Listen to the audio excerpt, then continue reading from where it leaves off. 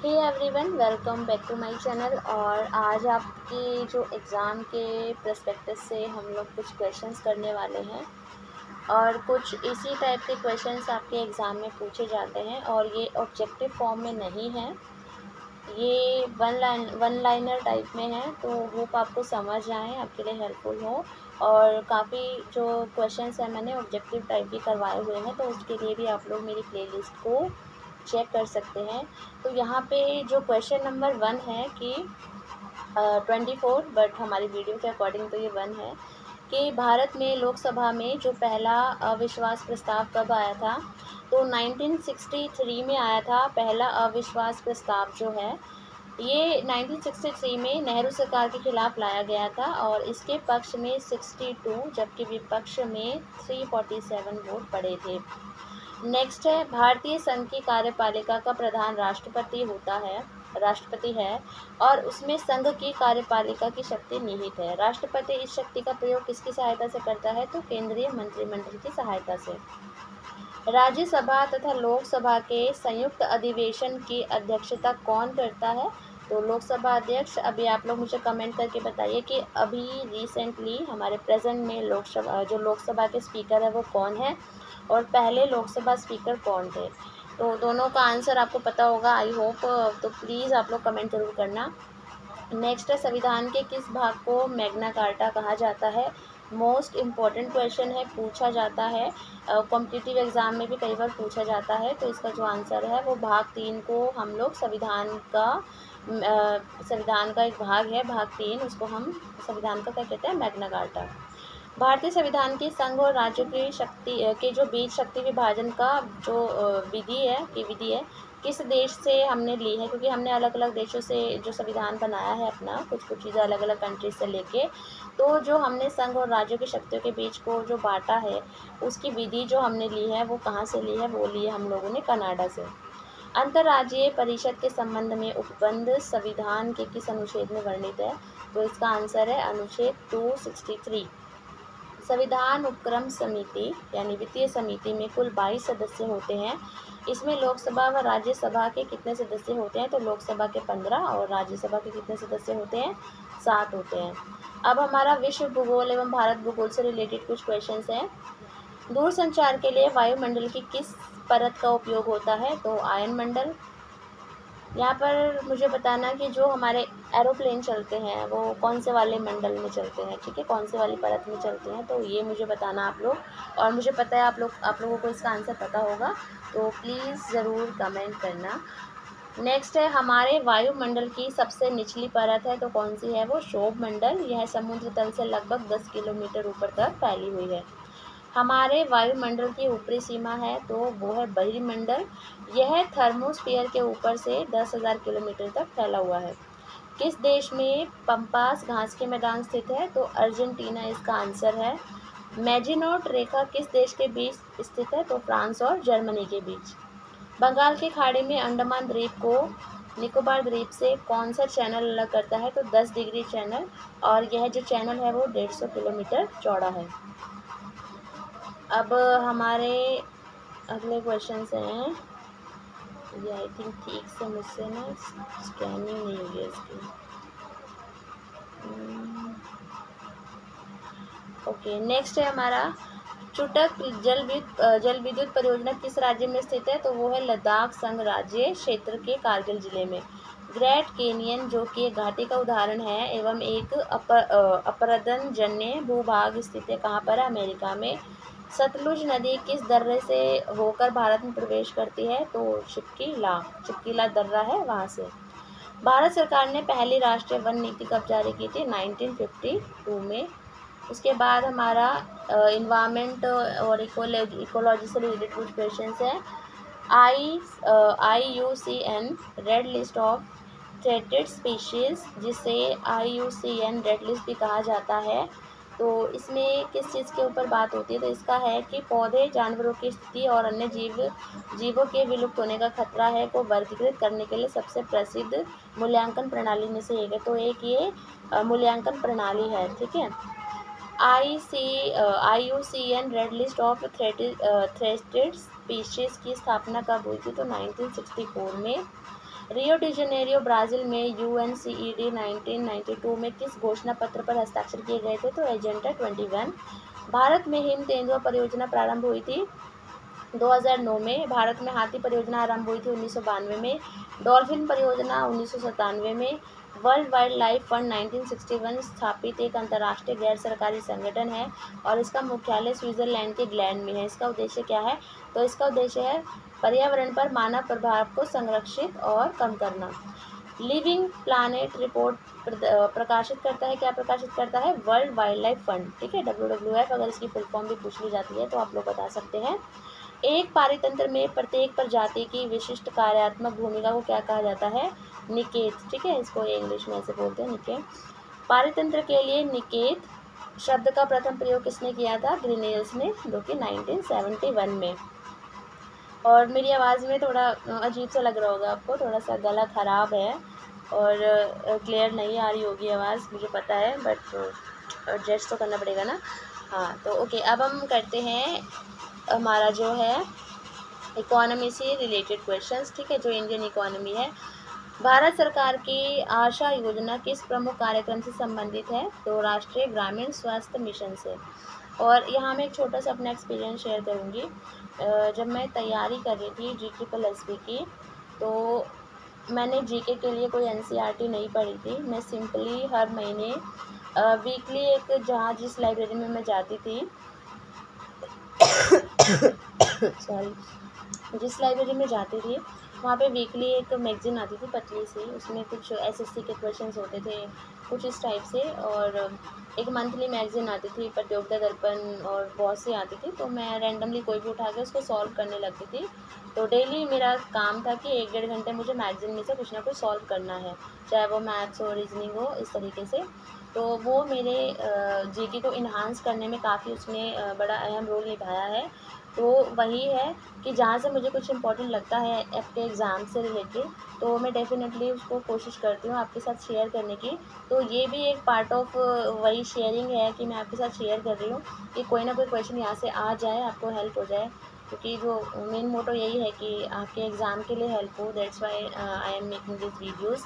तो बस ये एक छोटा सा एक्सपीरियंस है, मतलब एक्सपीरियंस और एक लर्निंग है। तो वही है, मतलब ऐसा हम अपने आप को बाउंडेड नहीं कर सकते कि हमें ये नहीं पढ़ना, वो नहीं पढ़ना।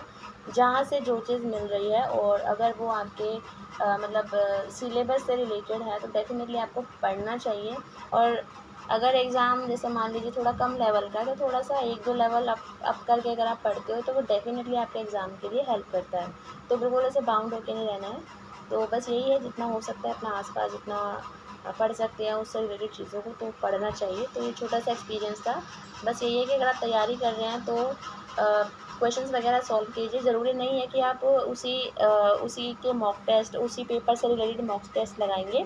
आप कोई और भी पेपर के अगर मॉक टेस्ट लगाते हैं या उनसे रिलेटेड कुछ क्वेश्चंस उनके previous year question paper solve करते हैं, तो वो डेफ़िनेटली आपको कहीं ना कहीं हेल्प ज़रूर करते हैं आपके एग्ज़ाम में।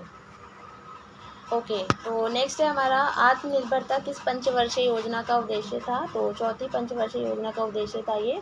तो ये 1 अप्रैल 1969 से 31 मार्च 1974 तक ये जो योजना है चली थी, ठीक है, जो हमारी चौथी पंचवर्षीय योजना। उसके बाद है हमारा कुटीर ज्योति योजना संबंधित है।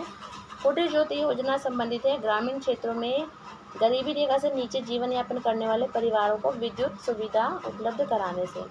वर्ल्ड डेवलपमेंट रिपोर्ट किसका वार्षिक प्रकाशन है? अंतर्राष्ट्रीय पुनर्निर्माण और विकास बैंक का। उसके बाद इसकी फुल फॉर्म है IBRD। तो ये एक बार देख लेना आप लोग फुल फॉर्म, ठीक है, कि international bank for reconstruction and development. यदि रुपए की कीमत में कमी हो तो अर्थशास्त्र की भाषा में उसे क्या कहा जाएगा? तो उसको कहा जाएगा मूल्य ह्रास। मानव विकास सूचकांक HDI, ह्यूमन डेवलपमेंट इंडेक्स, अगर इसकी फुल फॉर्म पूछ ली जाती है तो ह्यूमन डेवलपमेंट इंडेक्स। इसका आधार क्या होता है? किस आधार पर हम लोग ये निकालते हैं मानव विकास सूचकांक?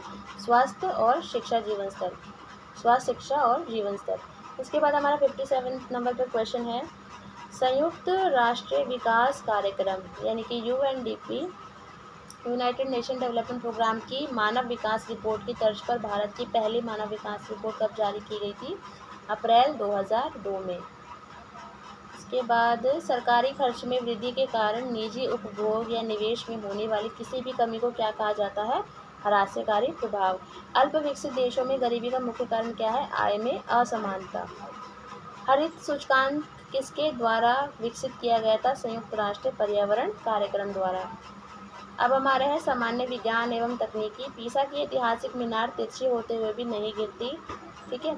तो क्यों है ऐसा? क्योंकि इसके गुरुत्व केंद्र से जाने वाली ऊर्ध्वाधर रेखा आधार से होकर जाती है। बर्नौली प्रमेय आधारित है किस पर? ऊर्जा संरक्षण पर। एक अंतरिक्ष यात्री पृथ्वी तल की तुलना में चंद्र तल पर अधिक ऊंची छलांग लगा सकता है, क्योंकि चंद्र तल पर गुरुत्वाकर्षण बल पृथ्वी की तुलना में अत्यल्प होता है, कम होता है। रॉकेट किस सिद्धांत पर कार्य करता है? रॉकेट न्यूटन का तृतीय सिद्धांत पर कार्य करता है। तो ये आप लोग थोड़ा सा देख लेना, इम्पोर्टेंट है।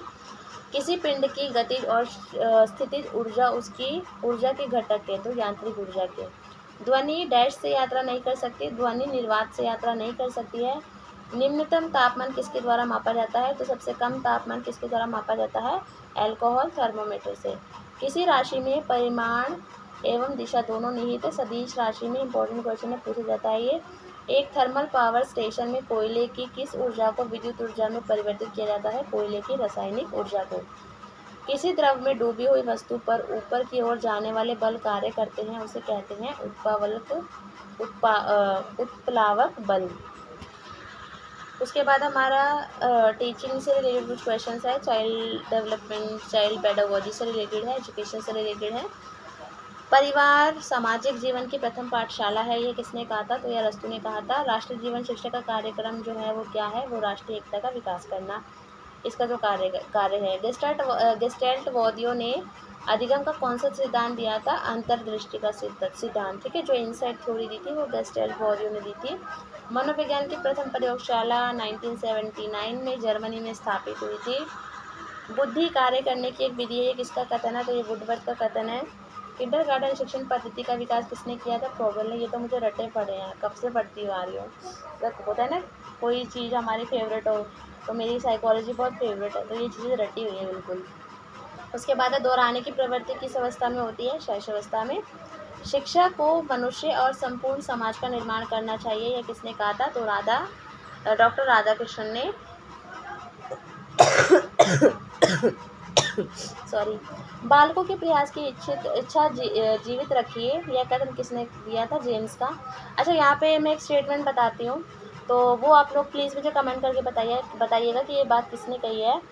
कि अगर जो स्पेशल नीड्स चिल्ड्रन हैं, जो स्पेशल बच्चे हैं, अगर वो स्कूल नहीं आ सकते हैं तो ऐसे में टीचर को उन तक पहुंचना चाहिए, ठीक है। कि अगर जो स्पेशल बच्चे हैं उनकी पहुंच स्कूल तक नहीं है, वो नहीं पहुंच सकते हैं किसी कारणवश, तो ऐसे में टीचर को उन तक पहुंचना चाहिए। तो ये जो स्टेटमेंट है, ये जो परिभाषा है, ये किसने दी है? तो प्लीज़ आप लोग ज़रूर कमेंट करना मुझे, और मैं जो भी कमेंट करेगा इसका आंसर, मैं डेफिनेटली उसका आंसर पिन करूँगी। तो प्लीज़ ज़रूर कमेंट करना, मुझे वेट रहेगा आपका। प्लीज़ इसको फाइंड आउट करना कि ये बात किसने कही थी। मुझे भी अभी रिसेंटली 2-3 दिन पहले पता चली है, मैं एक बुक पढ़ रही थी, उसमें मुझे पता चला, तो काफ़ी अच्छा लगा सुन के, मतलब। और उसका रीज़न, उसको पूरा मैंने पढ़ा आगे कि ऐसे ऐसे, हाँ, इस तरीके से हम लोग कर सकते हैं। तो आप लोग भी प्लीज़ उसको फाइंड आउट करना कि ये बात किसने कही है, तो वो मुझे प्लीज़ आप लोग कमेंट करना, ठीक है। नेक्स्ट है हमारा बुद्धि के इकाई सिद्धांत किसके प्रतिपादक है? स्टर्न एवं जॉनसन। हम लोग देखेंगे तो वो है हमारे खेल कूद से रिलेटेड। तो इसमें हमारा जो पहला क्वेश्चन है वो है आयरन शब्द हमारा गोल्फ से रिलेटेड है। क्रिकेट की पिच की लंबाई यहाँ पे दी हुई है। क्रिकेट में जो गेंद होती है उसकी परिधि कितनी होती है, ठीक है। उसके बाद क्रिकेट में बल्ले की अधिकतम अनुमत जो लंबाई होती है वो इतनी होती है। और उसके बाद क्रिकेट में भूमि से स्टंप की ऊंचाई कितनी होती है? तो 27 इंच होती है। क्रिकेट में प्रयुक्त गेंद का वजन कितना होता है? तो 159.9 ग्राम से लेकर 163 ग्राम तक। फुटबॉल में गोल पोस्ट की चौड़ाई होती है 7.32 मीटर। हॉकी के मैदान में गोल पोस्ट की चौड़ाई कितनी होती है? 3.66 मीटर। उसके बाद है बैडमिंटन में नेट की ज़मीन से ऊंचाई होती है 1.59 मीटर।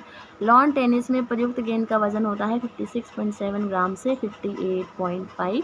तो ये हमारे कुछ क्वेश्चंस थे जो कि मुझे लगा कि इम्पॉर्टेंट है, और मुझे पूरी उम्मीद है आप लोग वीडियो को लाइक करेंगे और शेयर तो ज़रूर कर देंगे आप लोग, और नए हैं तो प्लीज़ सब्सक्राइब कर लेना। और किसी को कोई डाउट है तो वो डेफ़िनेटली मुझे कमेंट करके पूछ सकता है।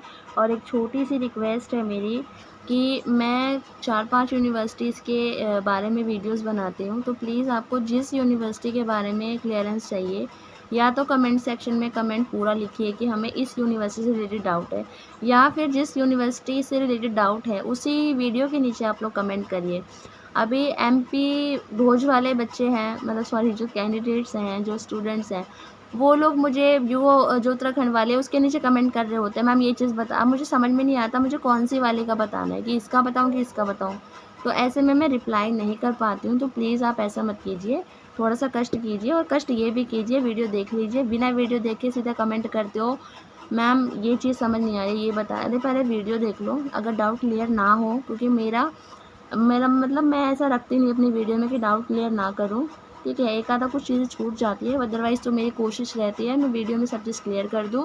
बट आप लोग वीडियो नहीं देखते हैं और सीधा फिर कमेंट करते हैं, और फिर मैं रिप्लाई देना भी ज़रूरी नहीं समझती, कि अगर आप लोग वीडियो देखना ज़रूरी नहीं समझते तो, क्योंकि इतना टाइम किसी के भी पास नहीं है, और मैं वर्किंग हूँ ऑलरेडी, मैंने आपको ये चीज़ बताई हुई है।